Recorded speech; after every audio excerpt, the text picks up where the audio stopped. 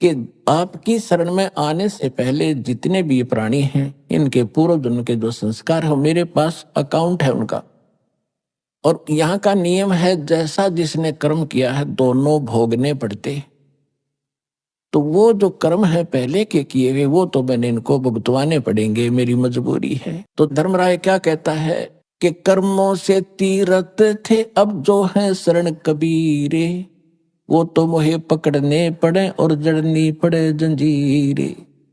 उनको तो मैंने पकड़ना पड़ेगा वो दंड भुगतवाने के लिए। तो क्या बोले परमात्मा, करम भरम ब्रह्मंड के मैं पल में कर हूं नेश, जिन हमरी दुहाई दी सो करो हमारे पेश। ओए होए होए, ये जो भी तैने इनको मूर्ख बना के ये पाप करवाए तूने करवाए है। जैसी यहाँ की सरकार है, एक तरफ तो ठेका खोल देंगे, शराब खोल दी पियो छक्के, और फिर कहते हैं ना शराब पी का हाउ लड़ करा इसको अंदर कर दो, और शराब पी कर रामायण बांचेगा हाउ लड़ा करेगा तो अकल देखो इनकी।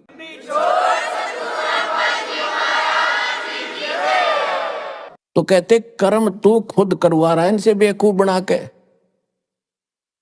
एक तो इनके अंदर ऐसी वासना भर दी, विकार करें, बकवाद करते हैं, फिर दंड लिख दिया कि ये दंड तेरे को ऐसा करेगा तैसा दंड।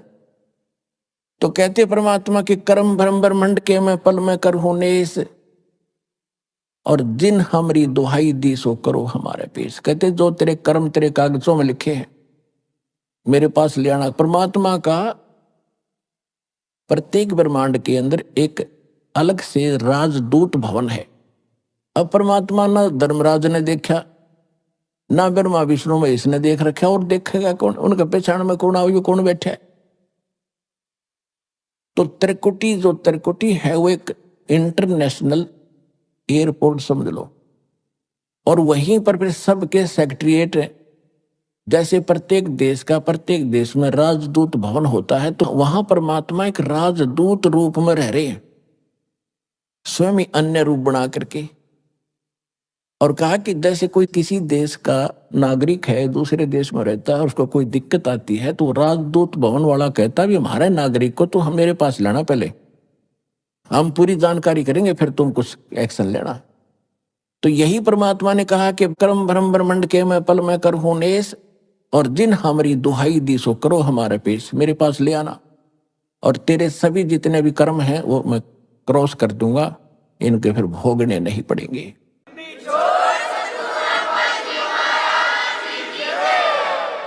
और परमात्मा भी अपनी अमर वाणी में कहते हैं, जब ही सत्य